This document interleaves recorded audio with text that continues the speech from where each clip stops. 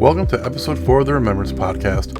In today's world, the access to many drugs has become easier to obtain, and for some, these can lead to a destructive path in life.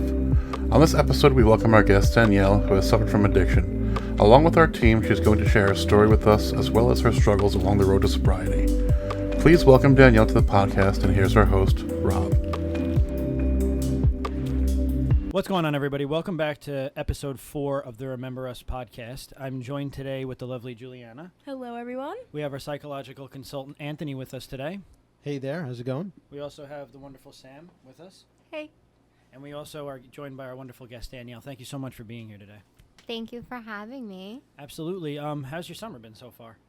It's good. Yeah, how's your summer? It's been pretty interesting. She turned her right back on me. It's been good. I mean, I can't really complain. Started a new job, but, you know, how's everything been, like, with you? Like, has anything crazy happened so far? So far this summer, I'm going to say this is the first summer in, like, 3 years I actually get to enjoy my summer. Really? Yeah, and my dad's having a major surgery next week, so that will be eventful. Wow, okay. Well, that's really good news. It's obviously going to be for something, you know, for your dad that will help him? Yes. Okay, that's awesome. So, Juliana, is there anything that you'd like to start the conversation off with? Well, this episode we're going to be talking about addiction. You know, for those of you who don't know Danielle, she has had some struggles with addiction in the past, and she's now living her life clean and sober and happy and healthy. For 8 months and 15 days. Yes, Yo, congratulations. Thank Congratulations. So I guess I just wanted to start off by asking Danielle, like, about your childhood. Like, because I know sometimes, you know, younger people have, like, some things going on in their childhood, and it kind of manifests itself into an addiction, or it could be, you know, addiction to drugs or alcohol. It could be food, shopping, so be it. So I guess we'll just start there. If you want to just talk about your childhood experiences and what life was like for you growing up, and we can go from there. Okay. For most of you who don't know, Juliana is my first cousin. Yes. We should have led with that.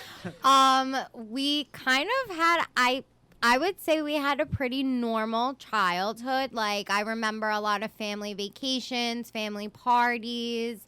I'm an only child, so I have what I like to call only child syndrome. I do not like to share with people. So having Juliana and her sister was like having siblings on the weekend that I got to go home and be free of during the week. She got away from them fast. So it's like I kind of knew what it was like to have siblings, but not like full time. So growing up was cool.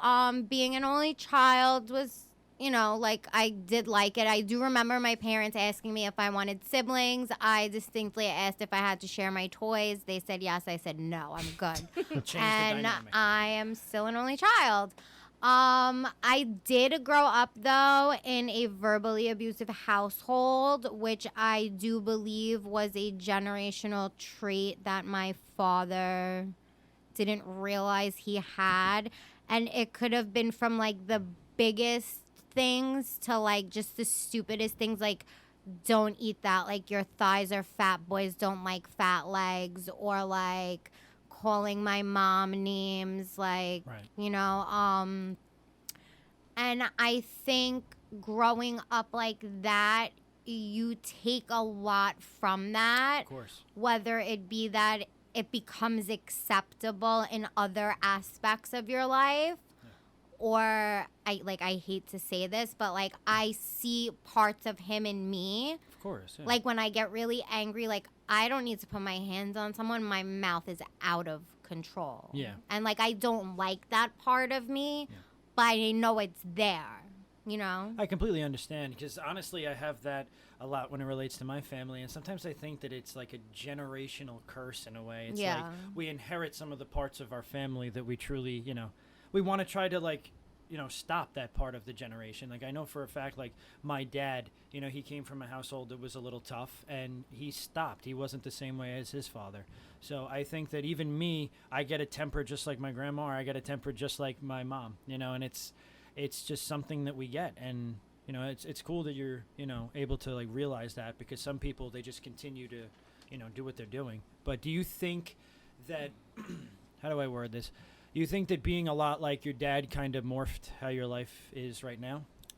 I would say probably, because it was very confusing growing up, because my mom's very like, everything's I love you, hugs and kisses, and like very overly bearing like that. And my dad's like the type of person who like is not affectionate. Like, you'll say I love you, he'll make the TV louder. He'll hang up on you when you say I love you. The complete opposite. Yeah, total opposite. Just like grandma too. She did the same thing. Yeah. And yeah, that's just like how our family was. We also kind of like were taught like, well, at least I was like, you don't really talk about how you feel. A lot of things just got swept under the rugs. You spoke about it on your episode, so I will briefly touch on it. I distinctly remember the night that you guys came and slept at my house. I don't know whose wake it was, but like, you were asleep because you were really little at the time, and like me and Ashley were up, and I heard her parents telling my parents what happened, and I remember just being very confused, and like she tried to like explain it to me, but I think at the time I was like 8, and I just remember like feeling like, but why her? You know, like how they say like people have like survivor's guilt, like when someone dies. Like, I think I always just had like this, but like, why did this have to happen to her and like not the rest of us? I mean, obviously, thank God, like the rest of us it didn't happen to, but like what did she do in life to deserve that? Yeah, you know. Also too, like that whole situation changed their whole family, and it was traumatic for like everybody. Everyone, like particularly like in my household, it really like strained my entire family. Like no one could ever understand, but like that's the thing, like it affected you and like your family and like the dynamic, and like having something like that happen when someone's so young, it really changes like the whole trajectory of like everyone's life. Everything changes after something like that. Like, I wasn't allowed at my aunt's house where that happened, even though my dad still spoke to my aunt. I was not allowed to go to her house. I was not allowed to sleep at her house. And when we went there on holidays, if her husband had to leave at least a half hour before we got there, my dad told her, if I so much as see him on your block, I'm going to put my hands on him. Wow. And it's amazing because not only do you start life with basically one parent coddling you because one parent isn't, now you have this wreck in the mix where you don't really know, and you're 8 years old. Like, what does an 8-year-old know? And you already have trauma from like time you're born to 8. So it's like, where do I go from here when you're an adult? Yeah, like, it's a lot. You just go up or you go down. Yeah. I was just agreeing. Yeah. Oh. Okay. You know, I was just gonna say too that I'm not as far as my background's more mental health, but I did take a substance use class in my master's, and they said 9 times out of 10 addiction, substance use is related to some form of trauma. So Now, when you went to school, was school like a big factor in like the way that you started to like get into certain things? Were there certain cliques that you hung out with? Were like what was big back in that time? Like, were drugs like a prominent thing? Back in that time, I'm not that much older than you. I'm trying to date you right now. You know what I mean? Like, but like, honestly, what was it like going to school? Elementary school is cool. I got bullied in 3rd grade by some girl who used to call me fat, even though she was double my size. On the kettle black. Right? And then in junior high school, like, I think that's when I don't know how to say this without sounding like cocky. Like, I was probably the only girl in my 6th grade class that was like a full-size C cup. So like, I got a lot of attention from boys or whatever. Right. So like, junior high school was fine for me in that aspect. Like, I definitely wasn't getting bullied. But then when I got to high school, I like just hung out with the wrong people. Right. Like, you know, like how they say, like, you're very intrigued by, like, bad boys or whatever. Absolutely. I'm the poster child. And, yeah, so I just remember, do you remember my friend Julia? So I was best friends with this girl. I met her in preschool. Side note, funny story, when we were 3. I was building a sandcastle, and she moved the bucket of sand I told her not to move. And in my defense, because I told her not to, I then poured a bucket of sand over her head. Damn, you are ruthless. Yes. My mom worked in that school. I refused to apologize.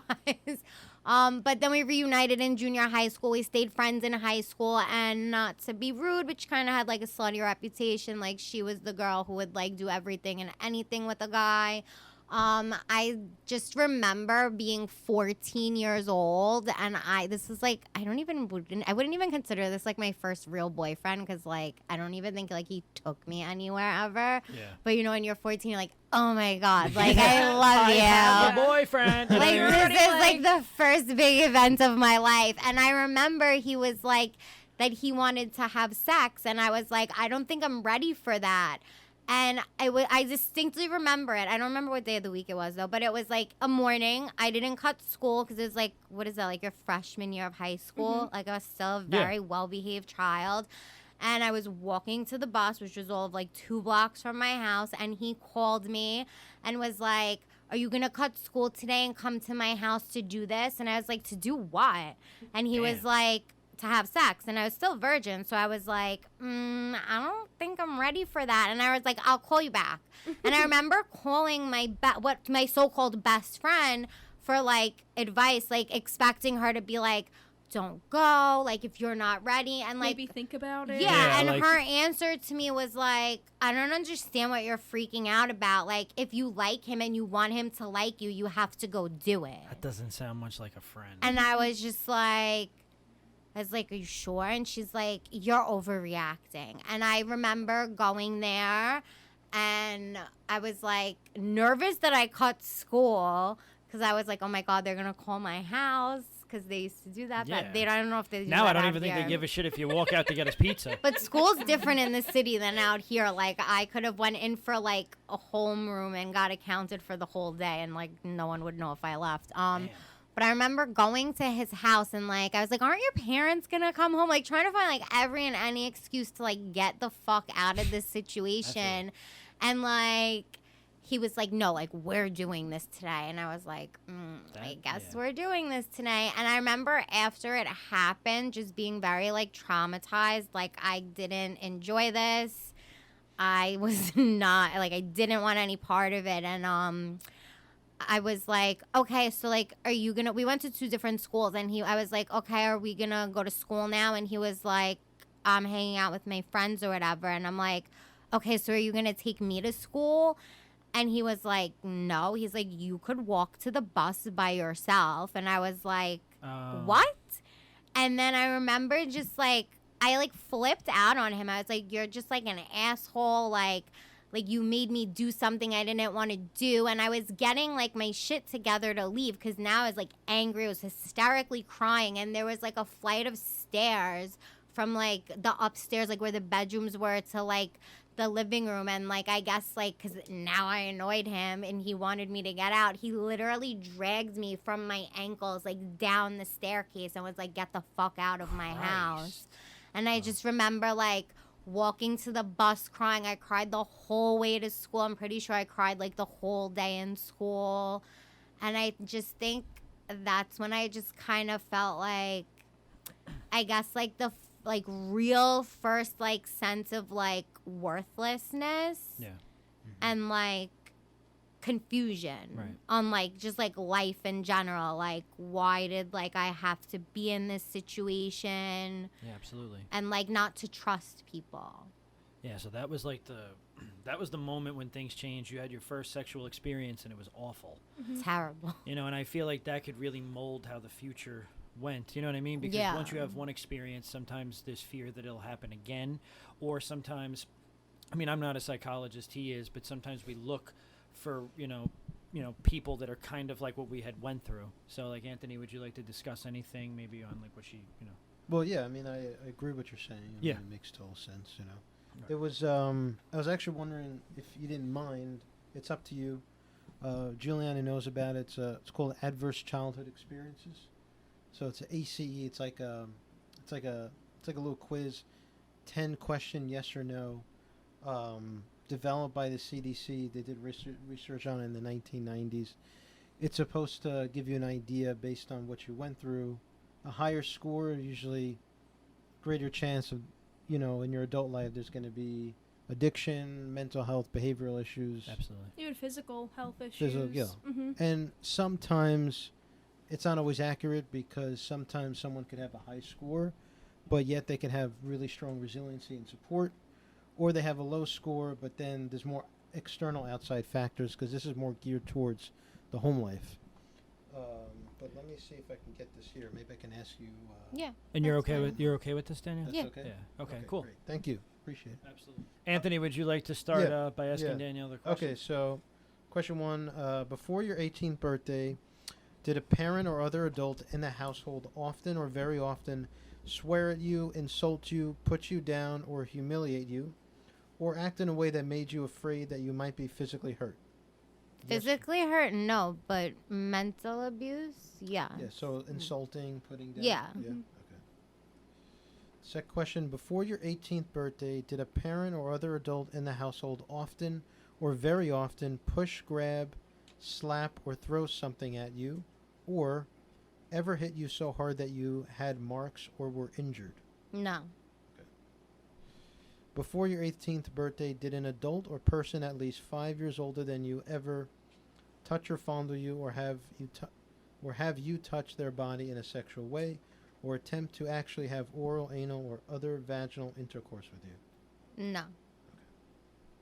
Before your 18th birthday, did you often or very often feel that no one in your family loved you or thought you were important or special, or your family didn't look out for each other, feel close to each other, or support each other? Yes.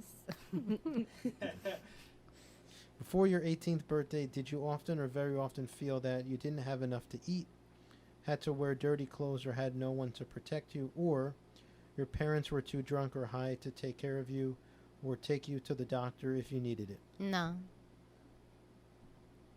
Before your 18th birthday, was a biological parent ever lost to you through divorce, abandonment, or other reason? No. Before your 18th birthday, was your mother or stepmother often or very often pushed, grabbed, slapped, or had something thrown at her, or sometimes often or very often kicked, bitten, hit with a fist, or hit with something hard, or ever repeatedly hit over at least a few minutes or threatened with a gun or knife? No. Before your 18th birthday, did you live with anyone who was a problem drinker or alcoholic or who used street drugs? No. Before your 18th birthday, was a household member depressed or mentally ill, or did a household member attempt suicide? Diagnosed mentally ill, or my version of them being mentally ill? Yeah, what do you mean? I What do would you mean by say that? what you feel, yeah. What you feel more. Then yes to the mentally ill. Before your 18th birthday, did a household member go to jail? Go to prison? No. So your ACE score is 3 out of 10. Is that good or bad? So what? That's low. That's a So low what? score. What does that mean for her? Like, what does that? Well, I think in her circumstances is different. I think. Right. I was just curious to see, So because like yeah. sometimes with the ACA score, like there's more external factors. I think with you, like with this guy you were just talking about. Yeah, absolutely. So yeah, so it's not always accurate, but I mean it's still a 3 out of 10. Danielle, could you actually get into a little bit about, like, what age did you start to kind of like, dabble with like any sort of like drug or, weed or even just cigarettes? Like, when did it pick up? My fave. I've been smoking since I'm 14. Cigarettes, not weed. Yes, I tried those before pot. Right. I also tried like real drugs before pot. When I was 16, I went out with like this loser kid. You know who I'm talking about. We'll be nice and not say names. He knows him too. That's funny. My current boyfriend's here. Anyway, so I used to go to his house, and this was after my sweet 16. Like, I remember like being normal at my sweet 16. So I was already 16, and I remember I started dating this kid. He was a year older than me, And I just remember, like, his house was, like, the neighborhood hangout. And I would see people, like, everyone from the neighborhood there. And they were all sniffing something. And I was like, what are they doing? Like, these little blue happy pills. Like, they'd all be doing them, eating them, sniffing them. And, like, they just looked like they were having a good time. And they probably were back then. And I just remember asking him, like, what are they doing? And, like, why is it always at your house? Why are they? I mean, obviously it's because his mom was never home because she was at work or out getting high because she was a heroin addict. And he was like, oh, like, they're Roxy's. But, like, everyone called them blues. And I was like, what is that? And he was like, painkillers. And I'm like, I don't understand. And he was like, you get high off of them. And I was like, but what do you mean you get high? Like, I couldn't wrap my head because we didn't grow up, like, we were very sheltered as far as, like, any knowledge of, like, drugs. Like, we didn't know people, at least if people did do drugs, we didn't know about it.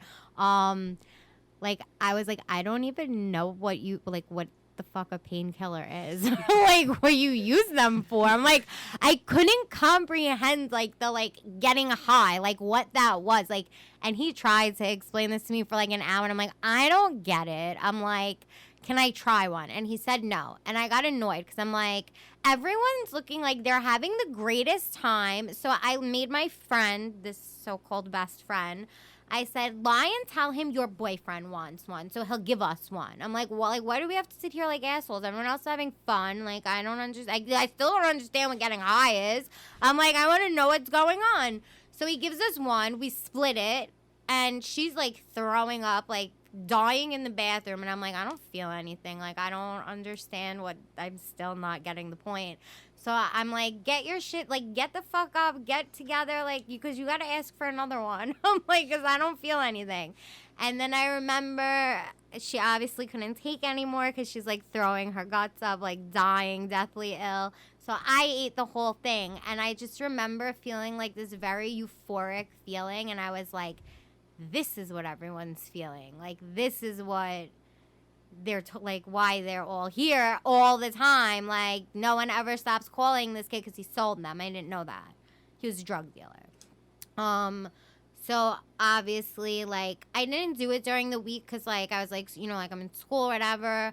But every weekend I would be like, I want, like, give me them. And at first it was like, no, I'm not giving them to you. So I would just take them because, like, they're in, like, I'm allowed in your room. No one else is. I know where they are. And then at the time, I was really good friends with this other guy. And he also, I don't know if he sold them or he was really good friends with this other kid who sold them. But so, like, if my boyfriend didn't give them to me or they weren't enough, like, he would, like, I didn't understand that you had to pay for drugs. I thought that they were free. Because nobody was asking me for money for them. And I was not doing sexual favors or anything like that. Like, my boyfriend was, like, legitimately a drug dealer and would just give me them. And then my best friend would give me them. And I just remember one day, like, I guess my boyfriend's habit got out of control where, like, he couldn't sell them anymore. And he was like, we have to pay for them now. And I was like, pay for what? And he was like, the blues. And I was like, what do you mean pay for them? I'm like, aren't they free? Like, it never clicked in my head, like, somewhere along the line, like, someone's paying for these things. Like, I had no idea.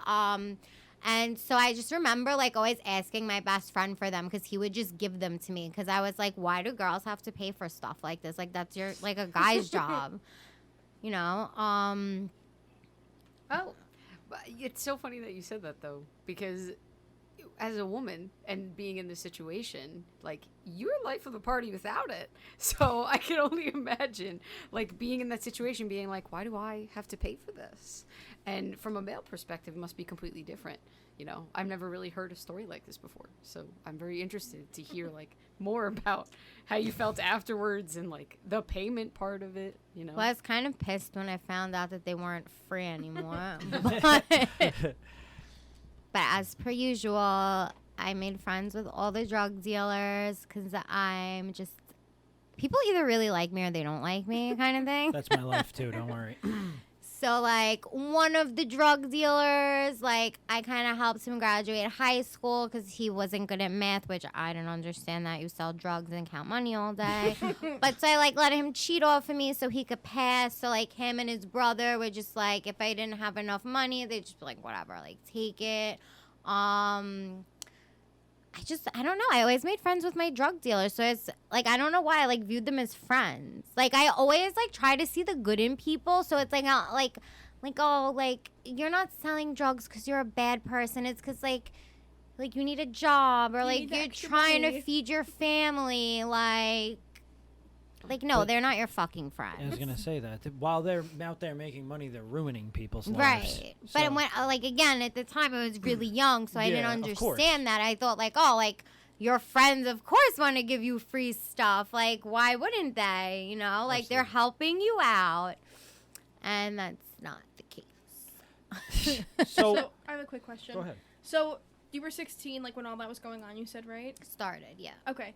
So then, because I know you got into a car accident with my sister, so how did that, like, play into it? Did that, like, affect it in any way? Because I know, like, you hurt your back. Yeah, that car accident actually happened when it was the day before my graduation party from high school, and a city bus hit us, so we could have made a lot of money, but she didn't want to fill out a police report or whatever. Damn.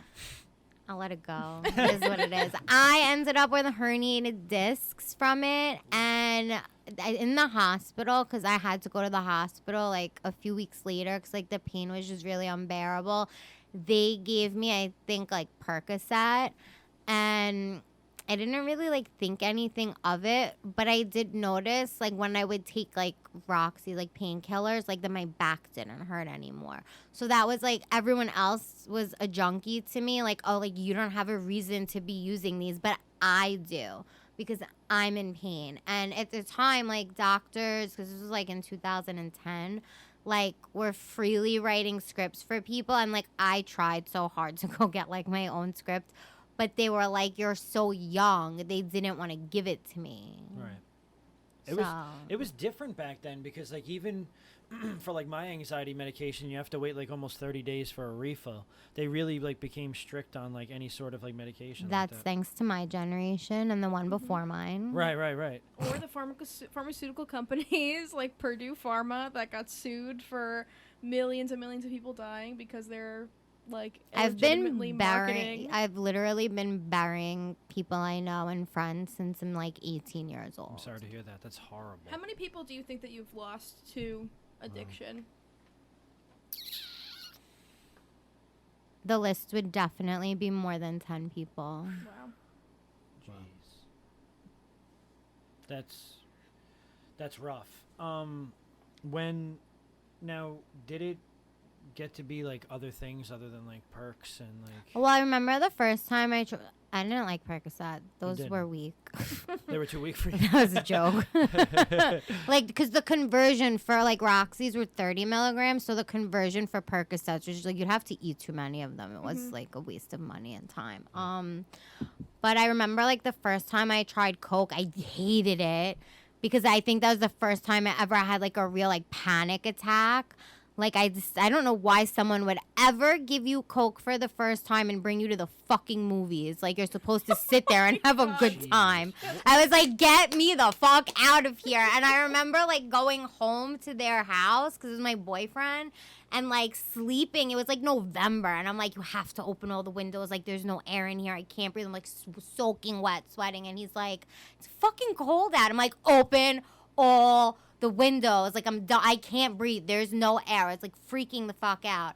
He opened the window. I do not think I slept for 2 nights, and I was like, I'm never doing this again. Obviously, I did like later on, but I was not a fan. I remember trying weed, and I didn't like it. But then when I turned 19, I was with a friend, and we went on like this little road trip or whatever, and I brought probably like 30 Roxy's with me. Wow. It was just for like a day trip to Boston, and obviously they were gone before we got home, and he said he had his own, and I wasn't paying attention to like what he was doing. He was driving. I was like on my phone or whatever. And I thought he was crushing up like a pill. I never realized like he poured something out of a bag and he was like, do you want some? And like Roxy's like obviously like every other medicine, like there's generic versions, different like companies make them so they're not always the same color. So it's like this white powder. So I just thought it was like really gonna like date myself here. 224s. I don't think they make those anymore. I don't know what that is, yeah. People who do drugs will know what that is. And I didn't question it. I was just like, I thought we got like the other ones, and he's like, oh no, I had this. I was like, okay. I sniffed it, and I remember falling asleep in Boston. I woke up at home. That's over 3-hour car ride. What did he give you? And when I woke up, I was like, there's no way that was a fucking Roxy. I did 30 Roxys today, and I did not out once.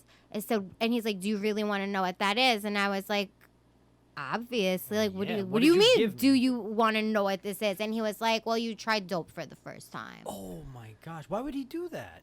Because people are shitty. So he just straight up, like, in a way, like, tricked you. He was just like, yeah, try this. It's a Roxy, I promise. That's insane. Oh, my gosh, man. And then I remember being mad. And then I remember my Roxy dealer wasn't around. And he was like, well, why would you want to pay $17 for one Roxy when a bag of this costs 10 and it's like 3 Roxys? And I was like, because I don't do that. And he's like, well, do you want to be sick tonight or do you want to like not be sick? And I remember I was like, all right, whatever. Like, it's a one-time thing. Like, I'll just get like 1 or 2 bags and that's it. And after that, it was like... What exactly is dope? Heroin. It's heroin. Yeah. Okay. And is it now, after you got those 1 or 2 bags, I'm assuming did you continue after that or was... Yeah, I was not interested in Roxy's. They did not cut it anymore. Oh, okay. It completely changed. Yeah. Okay. So it sounds like it's like over and over. It's like you expose yourself to different painkillers and then Roxy's and dope. So what did it just got worse and worse? Yeah. I was never like an IV user. I have no veins. Like I hate blood tests. I'm terrified of needles. But I also remember at the time, like all my friends that were I was getting high with, like they were all doing like dope too. So like it didn't seem as like far-fetched of a thought to me that like this was acceptable because I think I was the last person out of my friends group to like switch over to it. Right. It was socially acceptable in your group. Mm-hmm. Yeah. Yeah. What was your mental state like at the time, though? I went to work every day. You just functioned? Unfortunately, I'm like one of those functioning addicts. Wow. That's really interesting. Yeah. That's really hard too because it's like I think it's interesting because I feel like other people around you kind of see what's happening to a degree, and you're kind of just like living your day-to-day life, and it's like at what point do you say like, hey, are you okay? Like at what point do you like reach out to the person to be like, what's going on? Like you're acting different. Like it's kind of like an awkward situation, I feel, to like actually be someone who's functioning and also an addict. I think it's like it's interesting how that happens. Yeah, especially since you were you, so it's hard to tell, you know, because you might be under the influence, but you were just Danielle, which is really fascinating because your family probably didn't even realize, or did they? I didn't really get caught until I was 21 because one of my friends, their dad caught them high. I slept at their house and he was like all fucked up on Xanax, and I guess his dad like came home at like 3 or 4 o'clock in the morning and he was like making like some weird shit to eat because they're like Xanax munchies, and his dad was like, you're fucking high, blah blah blah blah. And I don't know how I got through under the bus, but his dad called my mom in the morning before I woke up, and when I woke up his dad was like, oh, come sit and have breakfast, and I was like, I'm not hungry. Like, why do I have to sit and have breakfast with you guys? And I'm like, something's off here. And he was like, by the way, I called your mom. She's waiting for you to come home so she could take you to Detox. And I was like, what the fuck is Detox? Like, I've never heard of it before. Like, no one ever told me about that. And he was like, "Oh, you'll find out." And I was like, "What is that?" I was like, "I don't want to go home now." That completely caught you off guard. Yeah, I was angry because I was like, kind of like, like I really truly believe like people have to want it or be ready to get clean. And also like when you're 21, not that you should be doing heroin, but like you kind of feel like finally I'm an age where like I can party like legally, and like the fuck wants to go to detox and rehab when they're 21? Absolutely. It's like your life is just beginning. And yeah, to me it was like you're ruining my life. Yeah. At that time, I mean, like, when you were doing them, you probably didn't realize, like, the severity of what it could have done either. Well, I also was under the impression that as long as you weren't an IV user, there's no way in hell you'd ever overdose. Oh, like you inject it? Yeah, I don't like needles. Oh, Like, okay. That's why I don't get the flu shot. Oh, snap. Okay. So I just thought if you sniff stuff, like I've never heard of anyone sniffing something and dying from it. So I just felt like it's not a big deal. Absolutely. Compared to people who like stick needles in their arms or wherever else. So was this your first experience with detox and getting any sort of treatment for like your addiction? Even though at that point it may not have been, or you may not have identified it as an addiction? Yes, it was my first detox. They sent me to some awful rehab called South Beach that I thought was going to be in Miami, and it was in Staten Island. So that was very disappointing. I did not enjoy my stay there because it was very like the counselors like were reading from textbooks. Like they definitely weren't addicts. But I think it did open up my eyes to like maybe this is a problem. But I just wasn't ready to get clean. And then I remember coming home and shortly after, like, going back to using, because I was just like, I'm not ready. Like, I'm 21. I did go to NA, which is Narcotics Anonymous. It's kind of similar to AA. Like, they do the same thing. Because when I was in detox and rehab, they bring up, like, AA, NA, CA, like, all these different anonymous, like, groups or whatever. And they said, like, you should make a meeting. I didn't want to stay clean, but I was like, I guess I should go. Like, they told me to go. And I would go and, like, I didn't do the right thing when I went. I made friends with the people who were doing the same thing I was doing, because there's obviously all different types of people go, like, whole different age range. Like, you'll find people who have, like, 30 years clean. You'll have people that come in and out of there, they can't get a day clean. Mm-hmm. And I was just making friends with all the people who, like, had my intentions. Like, they did not want to be there. Like, I was mom dated. Like, my mom was like, if you don't go, you can't, like, go. We're not giving you your car back, mm-hmm. kind of bullshit. So, like, I was like, fine, like, I'll entertain this. But in a way, I feel like that was a good thing because I met a lot of people who I still know today, which is, like, it's 9 years later now, basically. So, like, long story short, I continued to use or whatever. How old were we when Uncle Tommy got sick?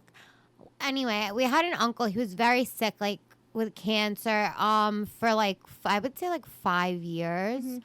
And I think for our whole family, like, it was just very traumatic to watch someone put up such a fight and, like, just see them deteriorate. And I just remember, like, just, like, thinking, like, this man literally is prescribed, like, every painkiller and drug under the sun and, like, literally cries himself to sleep from being in so much pain and, like, would do anything just to know, like, for one day I'm fine and healthy and I don't have to worry about tomorrow. And like, I'm just playing, like, Russian roulette with my life. Like, that was definitely, like, I don't know, like, just a big eye-opener for me. Mm-hmm. And I remember telling my mom, like, I've been getting high. Like, I don't want to do this anymore. Like, I want to, like, I need help. And I remember we came out to your house and they tried to get me into, because I was like, I'm not going back to the last detox you sent me to. It's terrible. I don't want to go. And they tried to get me into like 5 different detoxes out here. And like one place was like, we don't give them anything. It's like cold turkey. And they were like, what the fuck? Like, you could do that at supposed home. to do that. But my mom was like, why would I leave her here with no medical? They were like, because my mom was like, is there doctors here? Like, does someone supervise? They're like, no. I was like, she could do that at home. Like, why would I leave her here? One place told my mom I wasn't high enough to bring me back. Hold on, let me come back and get. Yeah, my mom was like, so if she dies, like, are you held responsible? Yeah. So I didn't end up getting into a detox. I went to one in Staten Island. It was 3 days, which is not long enough for, I think, any drug. Yeah. And I came home and because they couldn't get me into the rehab I wanted to go to, which was Seafield out in the Hamptons. And I just remember coming home and I was annoyed. So I said, like, fuck this. I'm going to get high. And my drug dealer was like, didn't you just go to detox? And I was like, yeah, but I couldn't get into rehab. He's like, so what are you doing? Like, you detox. And it's like, no, like, it's no big deal. And I just remember, like, she would leave me at my grandma's house because she thought, like, I needed to be babysat, which, like, I was, like, 22. I don't need a babysitter, which was the worst thing she probably could have done because my grandpa would go to the bank, like, twice a week, and I knew, like, where he kept, like, an envelope of, like, at least, like, $2,000. And, like, I would just, like, take, like, and he never said anything. Like, I would empty these envelopes every week. Like, wouldn't say a word. It was very weird, like, to not, like, rat me. I don't know if it's that he didn't want to rat me out or, like, he was just in such, like, disbelief and shock of, like, this is, like, going on. Old-fashioned people like that usually, like, I know, like, for instance, like, in my family, there were people that were stealing money, like, in parts of the house, and they never got persecuted because I think it's like blood relation. It's like you're taking the money, sure, it hurts them, but they're not going to rat you out. It's that old-fashioned mentality. I mean, it definitely didn't hurt their pockets. They're very well off. Absolutely. But, like, I still shouldn't have been doing it. Did you think at the time that, like, you had a problem? Like, did you think that doing this, like, you didn't... 100%. When your drug dealer's telling you that you need to go to rehab, I think that's a problem. That qualifies. Qualifies it? Yeah. Yeah, definitely. I just remember it was like such a shit show. Like I would call them because my mom took my phone away from like my grandma's house phone, and like they would know to like be like by her gate at a certain time for her backyard. It was just like crazy. And then obviously like this shit show went on for like a month or two, and I came clean to my mom, not about like stealing money part, but like I was like, listen, like I'm still getting high. Like you leaving me at grandma's house is really just easier access to my drug dealer. He lives 5 minutes away, not even. I was like, and I really don't want to do this anymore. So she called Seafield, and I remember going there for like an interview, and they were like, honestly, like we can't detox you because we only detox with Vicodin. And they were like, you're coming off of like really strong shit, like you need like methadone. Wow. And my drug dealer happened to also sell that, so I was honest with my mom. I was like, you can come with me when I get it, like, so you know I'm not lying to you. I was like, and I'm gonna have to detox like myself. And I just remember like wanting to rip my skin off, and like I don't know why I thought watching The Wolf of Wall Street was a good idea during this time. When he hits his chest. Bro, like, watching him eat Quaaludes, I was just like, I want to kill myself. Like, You literally tortured myself. Yeah. And I remember, like, whatever, I detoxed, and they were like, okay, like, you could come, and I had sleep at your house that night because they wouldn't come to Brooklyn to get me. And Seafield was definitely a better experience. I would highly recommend that treatment facility. Everyone who worked there was an addict or like had an addict in their family, so like they didn't treat you like like they had like direct experience with it wasn't like them reading from a textbook or like treating you like like this junkie, like yeah, there's probably a lot more empathy. They were very caring. And I just remember, like, laughing for the first time when I was there and, like, that weird feeling you get in your stomach. And I called my mom and I was like, does that happen to you? And she was like, laughing? And I was like, yeah. And she was like, what do you mean? And I was like, I haven't felt that feeling in years. Like, you know? And, like, that was, like, a very big eye-opener for me, too. Like, wow, like, you haven't, like, genuinely laughed. Like, how many other moments of life have you missed out on, you know? And, like, the way they ran their program kind of reminded me of school because, like, every hour you had, like, a different, like, I don't want to say class. I don't know what you would call it. But, like a different activity or whatever. And I just felt like it was also very educational. Like, they had, like, a neurologist come up every, I think Monday it was. And they would, like, go over, like, which, like, every month, like, whenever he would come, it would be, like, a different topic of, like, how certain drugs or alcohol, whatever, affect your body and brain and whatnot. Obviously, they had, like, free time, but they just treated you like a person. Yeah. Like, it That's wasn't, great. you know, like, they did acupuncture, they did yoga. Like, when your family came up on a Sunday, it's like they were there for the whole day. They had, like, Al-Anon, which is, like, NA or AA for, like, the families, which a lot of people don't know that exists, that if it's a family member, whether it be, like, your sibling, husband, wife, whatever, a friend, it's like where they would go to talk about what's going on in their lives to, like, seek help from each other. Oh, that's good. So they had that for the families, like, you would eat lunch together, like, that kind of thing. Yeah. And I did have a good time there. Not, like, obviously too much fun, but, like, I really, like, made a decision, like, okay, like, I don't want to do this anymore. And they wanted me to live in a sober house or a halfway house, whatever you want to call it. But I don't think I could ever share a room with someone. That's why I didn't go away to college. Is it voluntary sober houses, or do they kind of, like, mandatorily put you there? Well, I think if you're homeless, they would put you there because you have nowhere else to go. Obviously, you wouldn't want to go to a shelter. Right. But being that, like, I had a home, I didn't have to go. Okay. But they suggested it because they're like, you know, obviously you want to avoid people, places, and things and, like, the environment you were using in. So instead, I moved into Juliana's house Yeah. for 3 months. Yeah.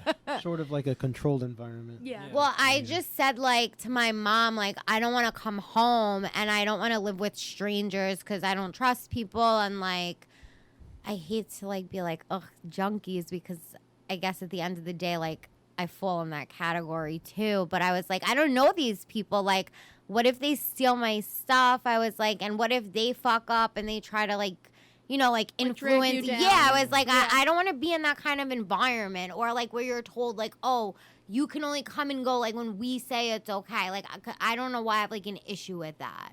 And I was just like, I would feel more comfortable because my aunt, Juliana's mom, said that I could stay at their house instead. And I was like, I'd rather be around my family if I'm going to be away from home. Like, I don't want to go back to, like, my friends, because I was like, these are clearly not real friends. Like, they're giving me drugs and I'm doing drugs with them. Like, I need to be around people who aren't doing that. Did you ever think for, like, would you ever, like, when you had time and maybe you were at Juliana's house and you were just, like, laying in bed, did you ever think, like, this is where I am right now? Like, how did it get here? You know, like, did you ever question, like, you know what I mean? Like, I'm falling under this category now. Like, you know what I'm trying to say? Like, how did you get here? Yeah, I would say not as much then as I did. Okay, so anyway, sorry to cut off your question. No, it's okay. But, like, I did and I didn't, because, like, when I came out of Seafield, it was, Thanksgiving was, like, 3 days later. So a week later, I turned 23. Right. So in my head, I was like, you were young and dumb. Like, you made stupid decisions. Like, everyone fucks up when they're really young. Like, Of course. it's okay. Like, don't beat yourself up. And I started going to NA. I got 4.5 years clean. But I didn't necessarily follow, like, the suggestions that they give you, which is, like, you shouldn't get into a relationship in the first year, especially with someone you first meeting in these rooms, because you don't know them. And we all know how that story went. I do have some questions about like Seafield. Yeah. And NA. Is NA similar with AA where there's like a 12-step program? Yes, it's a 12-step program. You get like it's suggested. You get a sponsor, a home group, which is like a meeting you make every week.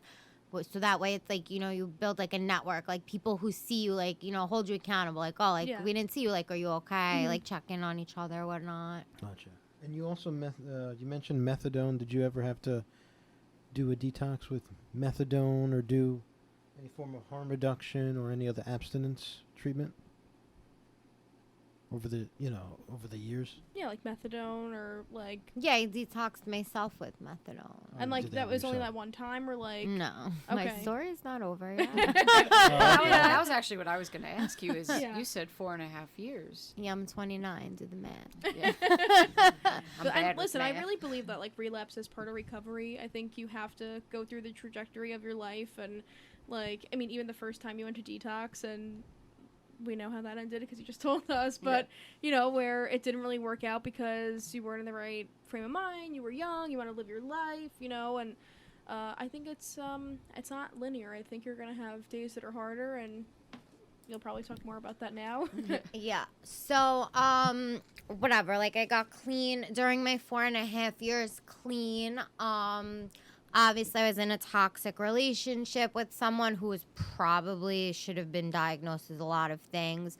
This was also an abusive relationship. I remember, like, he was always in and out of jail, and he was there when our uncle died, and that was very traumatic for, I think, all of us that were involved. Like, I remember sleeping on the floor in the hospital and, like, all of that stuff. And I never really spoke about or dealt with, like, my feelings towards that, and I do think a lot of people use over feelings because, like, you just don't want to feel anything. And so whatever, that happened, and I never dealt with it. And then I remember my boyfriend at the time, he went away to jail and, like, had a great summer by myself. Like, we had, like, a lot of family parties and, like, it was just a nice time. And then when he came back, it was, like, a completely different person, like, a lot more aggressive than, like, the person that I knew. And I just remember, like, that Christmas, because he came home, I think it was, like, right before Christmas. And, like, he was just an animal. Like, I don't really know how else to describe it. I don't know why. We ended up staying in a hotel room because there wasn't enough room for everyone at your mom's house. And I don't even remember what we got into a fight about, but he went downstairs and broke my side view mirrors on my car, so I couldn't leave. And then came upstairs and was like that he wanted to have sex with me. And I was like, get the fuck away from me. Like, do not touch me. I want nothing to do. Like, I don't even want to be here, but I can't go anywhere because it's dark out. And now I can't see, like, where I'm going if I need to, like, go on the highway. And I was like, I'm not going to just show up on Christmas Eve at my aunt's house, like, 2 o'clock in the morning. Like, this is, like, ridiculous. So this started a fight, which, like, he literally, like, strangled me to the point where, like, I couldn't breathe. Like, my feet were off the floor and, like, body slammed me, like, into the floor.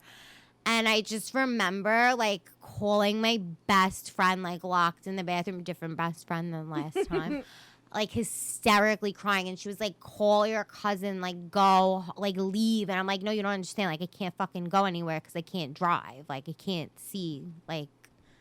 And I'm like, it was by Sonoma Girls. So it was, like, literally off the highway. So it was, like, I didn't, like, I know had to exactly get on the highway to get back to over here.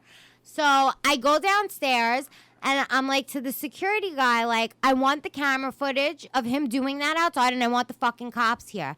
And he comes downstairs following me, and I was clearly distraught because you probably still saw, like, the handprints on my neck. And he's like, she's a drug addict. She's just high. And I'm looking at the guy, and I'm like, roll your fucking tapes back. Like, you'll see, like, for yourself. I'm like, oh, because I made up that, like, he broke, like, my side view mirrors. I'm like, are you crazy? I'm like, hello, I could barely talk because of, like, me screaming. I'm like, and the guy was just, like, and then he's like, to the guy, she's probably just drunk, too. Like, she's crazy. She didn't take her medicine. And the guy's like, okay, I don't want to get involved. And I'm like, what do you mean you don't want to get involved? I'm like, call the fucking cops. Because he took my phone. So, like, now I don't have a phone either. And he literally just walks into the back office and, like, disappears. And I was like, okay. Like, another fuck you to my face. So, I remember, like, Christmas Day we don't spend with you, we spend with my other aunt, and I just remember like keeping my scarf on the whole time. Like, I was so uncomfortable because his assholes at my family's Christmas, and I was like, you could just like go home, like I really don't want you here. And like he wouldn't leave. It was like very awkward and uncomfortable. After that I was just like not really like into it. And I think I skipped something. Before that happened, because it was my birthday that year, he gave me, like, this really pretty ring that I wanted.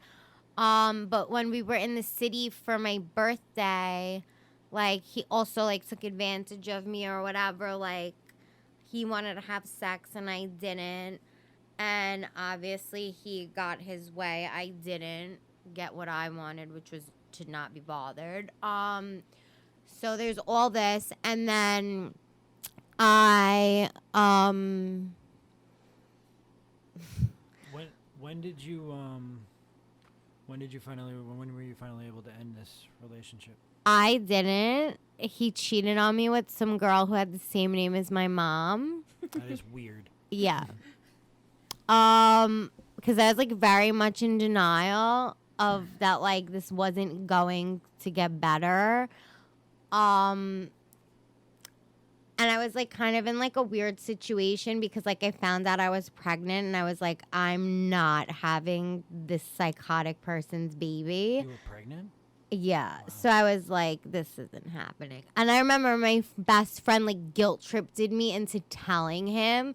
And he was like, your friend's crazy. Like all these pictures of these tests are like pictures from Google. And she's like, I literally like stuck this stick in the pee for her. Like, what are you like out of your mind? Yeah. This guy's a software engineer for Google. He knows and it was about. Just like weird. Like I know some people feel like it's like they don't want to talk about that kind of topic, but I feel like it's important like for girls or women, whatever you want to call them, to know that like it's okay to make that kind of decision when it's with a very toxic person. Absolutely. You know? Yeah. And I just remember, like, when I was getting that procedure done, like, he literally told me, like, I hope you bleed to death. Like, you're a terrible person. Like, you deserve to die. Wow. And this is someone who has a kid hasn't had their kid in their life since the kid was, like, 2. So it's like, how you say that to someone after you took advantage of them? Into this world. Like, you're just an asshole. And none of you guys knew this was going on. Mm-hmm. So, like... You're going through it alone, and it's such a traumatic experience. Everyone wants to argue. Maybe I'm getting a little controversial, but everyone wants to argue and be like, "Oh, women just want to have abortions, like just for the hell of it, or as a form of birth control." But you don't understand that sometimes it has to happen. It's never an easy decision to make. No one's ever like, "Oh, let me just go get an abortion. I don't really care." Absolutely. Like, you know, you said it yourself too. Yeah. Why bring a child into a world of toxicity? Yeah. This guy clearly did not deserve a child. Yes. And with the topics that are going on in the world right now, this is really important to talk about. It's a very important A lot of women are going through this, the same thing you're going through. Children is even. And having their rights stripped from them and not being able to make a choice. But you brought up a good point. Yeah. What's your take on that, the Roe v. Wade ruling? I do identify as a Republican, but I don't think anybody should have the right to tell a woman which can or cannot do with her body. But I also feel the same way on that about the COVID vaccine or any vaccine in general. Like, I just don't think anyone should be told what they should or should not do with their body. Or not should, can or cannot would be the right like, we live in a so-called free country. So who the fuck are you to tell me what I can do with my body? I just also don't think it's right or fair that men, no offense, guys, get to make this decision when it's never their bodies that are in question of, oh, well, why don't you all get vasectomies and then this won't happen? Or why don't you all understand what the word no means and then there would be no rape victims? Or why don't you have a better pullout game or, like, wear a fucking condom? Like... It's always the woman's fault. Yeah. Like, when it takes two people to make a baby. Like, and it doesn't even come down, and this is what's amazing, is it doesn't come down to political parties anymore. Yeah. Like, we are all fighting the same fight for this stuff. Like, I'm a Democrat, and I 100% agree with you. I think it's all about us standing together at the end of the day. Like, it's just, like, I think more of a woman's issue than, like, fuck what political party. Just stand with your sisters at this point. Yeah. And also, like, speaking of addiction, like, you know, like, for example, like, let's say a girl is using. You really have no business bringing a child into this world because odds are there's going to be something wrong with your baby. And why should a child have to be born addicted to drugs? And the first thing that they know of life is withdrawing. That's not healthy for a baby. It can cause fetal alcohol syndrome. Yeah, like fetal developmental issues. There's a lot that goes into it. Ashley, when the babies were in the NICU, she said there was a baby right across the hall that was detoxing from opiates, and they were giving the baby methadone. Like, and that's a serious thing. Like, could you imagine being a newborn child? And you were an adult going through methadone. Yeah, imagine it. No, and like how I don't understand like how anyone could make that decision to tell people no, you can't do something like you said that. It's men making these choices and one woman making this choice. She's an asshole. Oh God, I knew that. That's besides the point, but yeah, I agree. But it's at the end of the day, like you said, there's so many things that go into that law and the protection of women, and it's just they make it about things that it shouldn't even be about. You go ahead.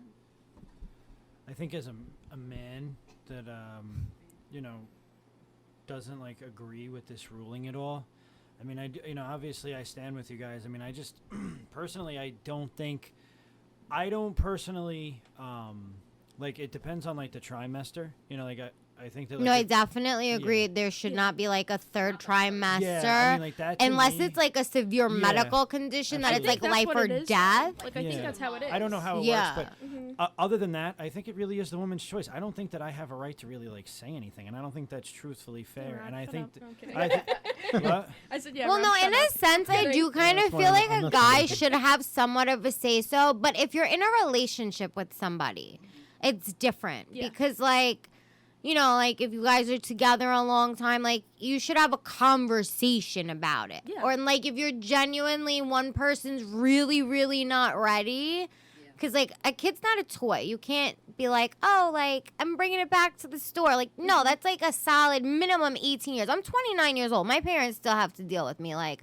I wasn't, like, an 18-year, like, okay, wipe our hands clean. Like, you're good on your own. Like, yeah, no, I get that. Yeah, like, my dad's mom still bought him his underwear till he was, like, 65. Like, there are some issues in that, but it's just the point of, like, kids are, like, oh, like, legit, like, lifetime, like, forever, like, your job is never done, like, and they need a lot of attention. They're also not free. Like, you can't just, like, be like, oh, I don't feel like being a parent today. Like, I mean, a lot of people do that, and I mean, whatever, I don't agree with that, we've but seen the results of that also. But, like, if it's a situation where the woman is, like, assaulted or incest. That too, or just like a one night stand and like the guy is a dick and just didn't pull out or whatever, like, she shouldn't have to explain herself to anybody. No, or ask somebody's fucking permission. Like, everybody has their own story, and it comes down to some of these babies, like, they're told, these moms are told the baby isn't healthy enough to survive. Yeah, you have to do this. So to those women, what do you say? You know, about 50% of our country agrees with this ruling. The other half does not. I believe now it's up to 30 and 50. But it's, amazing how we could all sit here and agree on this one thing. Yeah. No matter what the beliefs are. I actually heard it was 60-something%. I think it was some higher. That agreed, but that didn't agree with overturning. Yeah. Oh, 100%. Yeah. Yeah, there's a special place for the Supreme Court. That's all I'm gonna say. 6 of them. Yeah. Abort the Supreme Court. The question I have is, to jump a tiny bit ahead, like when after you did the procedure, after this all happened, after you detached yourself away from this monster, what was the final straw that made you go into like full sobriety that you're in right now? Okay, I got really, really depressed because my mom said it was because I've never had experienced rejection in my life. And I just like, I don't know. I guess I was like just feeling everything. Like besides like this loser cheated on me. Like after like I did so much for you and like my uncle died and just like all these different feelings. It's not funny, but it's funny. My sponsor dragged me to a meeting that she was speaking at, and she's like, oh, like, it'll be good for you, blah, blah, blah. And I was like, I don't want to go. Like, I don't want to leave my bed. Like, I just want to die. Like, leave me here to be by myself. And she was like, no, I'm taking you, whatever. She drags me to shitty Staten Island, and obviously I met some other asshole. And she was just like, as long as it's not the other one, like anything to like just see a smile on your face and like. Worst thing she could have told you. Exactly. Like I took that and ran with it. Like, okay, like this is fine. Like you gave me a thumbs up. Yeah, if I thought the first ex-boyfriend was bad, this is like 10 times worse. Like this kid was definitely like maybe clean for like a month, and at 4.5 years clean. And I just remember like he'd always ask me to take him to like, oh, I have to like meet my friend and like drop off money to them or whatever. And I was like, I like blew up his spot one day. I was just like, you keep asking me to take you to cop like drugs. And he was like, oh, I didn't want you to know, blah blah blah. And I just remember I slept at like, I don't even know who this girl was. It was like one of his so-called friends. And they were doing whatever the fuck they were doing. And they left the room and there was just like a shit ton of like heroin all over the table. And I just remember thinking like, I haven't done this in so long and no one will know. Like I could take like a little sniff. Yeah. And I did. And I got woken up to water being poured on me. An ambulance was there. I overdosed. And I was that person at meetings who heard other people say that they overdosed and like they did this and that. And I was like, they're liars. How did anyone ever do this? And I basically became like what I always said was like disgusting or I never would be. Okay, so after that, it was my cousin's wedding literally 48 hours later. And I literally felt like death. I don't even know how I managed to show up there. And whatever, we get through the wedding. It was a nice wedding. And I'm very happy that my cousin got married, obviously. But that night, my ex-boyfriend, because he was originally invited to the wedding, showed up because he knew where the hotel was and like what my room was, because originally we had booked it together. And he came and he made like a sex tape of me that was non-consensual and sent it to the new guy I was seeing. And I had to end up pressing charges against him. And it was like this whole big thing that I don't think anybody knew about. And after that, like, you know, like when we went to court or whatever, like the DA, and it was a woman DA too, which is what pissed me off. She basically told me that because I wasn't the person who received the text, even though I was the person in the video who did not consent to any of what was on this video, that there's nothing they can do, and it is what it is. That has to be incorrect. There's nothing they could have done for you at the time. My boyfriend at the time would have had to testify, and he was very like, I don't get involved with cops. Like, this has nothing to do with me. Wow. Which is like, you're a piece of shit. That should have been like red flag number fucking 2. But so nothing got done from that. And I remember leaving the district attorney's office. Like, I literally told her, I was like, no offense, but you should be offended. I said, you do a shitty job. I said, considering that you're a woman, you should do more to fight for women in situations like this, because this isn't okay. Like, this is not like an acceptable outcome.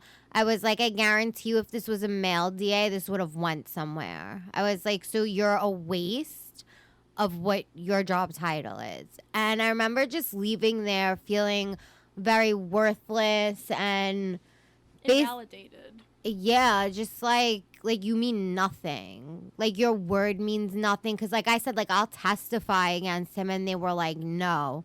Like, you wouldn't even be involved. And I just remember being very angry. Like, why did I work this hard to make my life better, for me to end up here?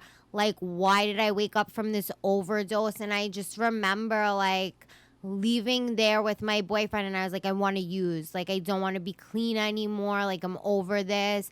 And I went on, like, I would say a 3-year run, and I overdosed 2 more times. I don't remember my last overdose at all. I picked up a crack habit along the way. I'm probably the only person who was not kicked out of their house but chose to not live at home and live in their car for 9 weeks because they didn't want anyone interfering with my party, which wasn't really a party, but and then like I was just miserable. Like, I was really just existing, and my body basically like gave out and like couldn't handle the way I used drugs, because like for someone of my size, like I'm only 5 feet tall, I'm a very small person, I definitely could probably outuse someone of like your size very easily. And my body just like gave out, and I had to go to the psych ward because they couldn't do anything for me in detox. Like, I couldn't compose a sentence. Like, I couldn't tell you my name. I didn't know what day it was. And I went to the psych ward. They didn't listen to my mom when she said, like, my daughter's on, like, a lot. Like, I was doing fentanyl. They're like, she's on, like, heavy drugs. And they misdiagnosed me as schizophrenic and gave me medicine for that, which I'm not schizophrenic. So when they sent me home, I was having, like, the medicine had, like, an adverse effect on me. And I had to go to another psych ward for them to take me off of that medicine and, like, put me back on, like, the medicine my psychiatrist had me on, which was just for anxiety and depression. So I spent basically, like, a month in the psych ward. And I came home from there wanting to not use anymore because I was over it, and I was still with this loser because he was living in my car. And after like a month and a half of not doing anything, like disassociating from people, like I distinctly remember, like, it was the first weekend my mom was like, fine, you could like sleep at his house or whatever. And we were about to go inside, and I hear, like, some crumpling. And I'm like, what is that noise? Like, get it out of my car. Like, I already knew what it was. I was like, I'm not sleeping over. Like, I'm not doing this. And I turn my head around, and he literally has it, like, poured out on his phone and, like, holds it up to my face and, like, literally shoved a straw in my nose and was like, you deserve a break. You've been behaving. Like, take a sniff. And I was just like, you're so, like, who does that to somebody? And obviously sniffed it, like it was up my nose. And I continued to use until October of this year because my body couldn't handle what I was doing. And I had to go to the psych ward again. So that's 3 overdoses and 3 psych wards in 3 years. So yeah, that was like a lot to go through. And oddly, my clean date now is a day off from what it was when I had my 4.5 years clean. But it's also our grandpa's death date, which is October 25th. Wow. So I kind of feel like that's like a sign like of either you have to get it right this time or like that someone's watching over you. I mean, I truly believe that. And one thing I noticed, like, just watching you, like, tell your story is there's pain behind your eyes, like, when you tell this. It seems like you've really come a long way, like, speaking about it. Like, you want to actually get to a place where you're free, and you're about to hit a year. So, really, congratulations. Like, Thank you. We're very proud of you. Like, that's incredible. I know it's not easy. I mean, I've never experienced it, but, like, to come this far, to overdose, 3 times, I mean, I just You're lucky to be here and be able to, have that experience and be able to get clean. Yeah, I was gonna say in the last 8 months, right? You've been sober. What are some coping skills, supports that's been helping you to stay sober? I go to NA. I see a psychiatrist. I have a therapist. Good. I've just learned that, the more you keep things in, like as much as you don't want to talk about them, like it just sits there and like it makes it worse. Like even if you have to say like to someone like I want to get high, like I don't like how I feel, like maybe you won't feel better instantaneously, but it's better than picking up the phone or acting on that and making a decision that could potentially ruin your life or make you lose your life. Like, like we have this epidemic with COVID going on or whatever, but statistics wise, in the past 2 years, more people between the ages of 18 and 45 have died from fentanyl overdoses than they have of COVID. Wow. That's a lot. That's an actual stat? Yes. Wow. Fentanyl is the #1 cause of death in our country from age 18 to 45. Wow. More than car accidents, cancer, anything. Suicide. I know it's very strong and very addictive. Yeah. And it's not like back in the day, like if you're around my age, like I'm 29, like in 2010, like they had fentanyl patches or like the fentanyl lollipops, like that you had to get from a pharmacy. Like really cancer patients only got it. Like that was real fentanyl. Like what they're calling fentanyl now is like some fucking like homemade shit from China.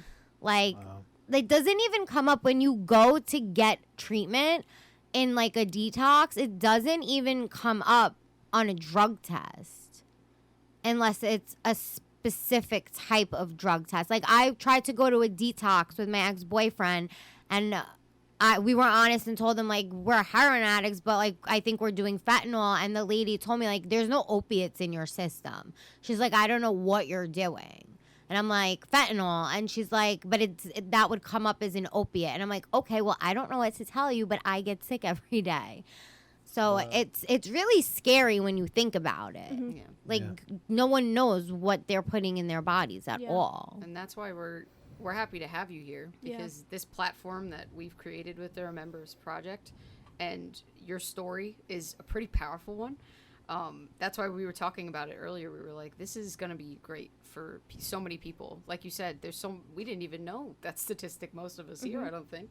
And this really is an epidemic. And you also, like, you don't know who is hurting, who's struggling with this, who is doing it, who has loved ones that are doing it. Like, you just don't know, So I hope this can at least hit home with a few people and it resonates with some people to let them see, you who's in recovery and who's happy and healthy and who knows a lot of people who are happy and healthy and, clean and sober. So just to give people hope. Yeah, and honestly, Danielle, I want you to keep staying strong because like you have a really good support system with your man. He's an awesome dude, and it looks like your life is really on the right track. And we're all proud of you here, and we just can't wait. And one question I kind of want to leave you off with is what's something that you want people to remember you for, and maybe something that you could kind of teach the audience, to do for their future?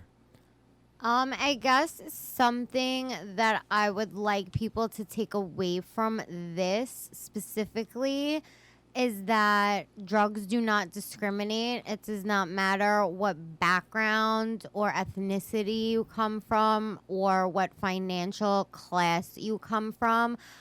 I come from a pretty wealthy neighborhood, and I can tell you that all of my friends in my neighborhood did drugs. It's not just like, oh, like low income families or minorities. Drugs do not discriminate. The more money you have, the more easy it is to get drugs and mass quantities of it. Also, I would just hope that if someone is struggling, that they realize that there is help out there. It's not easy to ask for help, but it's a lot easier to get help than to sit and suffer for no reason. You don't need to become a statistic. I'm personally sick of burying my friends or people I know, and at the rate we're going, we're going to bury an entire generation, and I think that's very sad. But what I would like to be remembered for is, for being a nice person.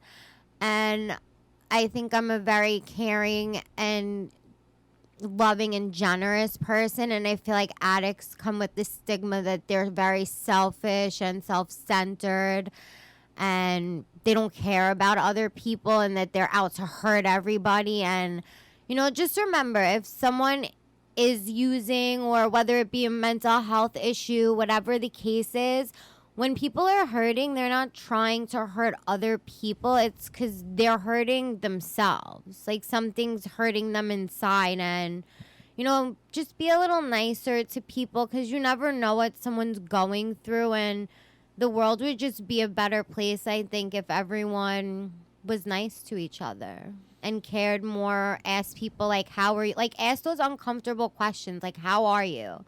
Like, how do you really feel? Like, are you okay? Like, those could be such simple things that could save someone's life, whether it be from, like, using or suicide or a multitude of things, Absolutely. Well, we want to thank Well you. said. Yeah. Go ahead. You have No, I some- was just going to say thank you. Yeah. Thank you, Danielle. I think everybody here who is on this podcast and is around, and even the people that are listening, are really thankful to have you. You have a heart of gold, I can tell you that, and we're really appreciative of you being here. With that said, guys, that concludes the end of episode 4 of the Remember Us podcast. We have one episode left in our season 1, so stay tuned, and news on season 2 will continue. We're taking a 3-month hiatus. Everyone have a good night, and thank you. Good night. Good night. Good Thank you. night. Thank you, Danielle, for being here. I love you. Love you. This concludes episode 4 of the Remembrance Podcast. As Rob stated, we have one more episode left in the first season. Spoiler alert, the next episode will be our team interviewing the man himself, our host and creator of the podcast, Rob Bastow. We'd like to thank all those who have joined us and those who've been with us since the beginning as we look forward to the next month's season finale. After that, we'll be taking a 3-month hiatus while we plan for the next season and the future of the podcast. This is the other Rob, signing off.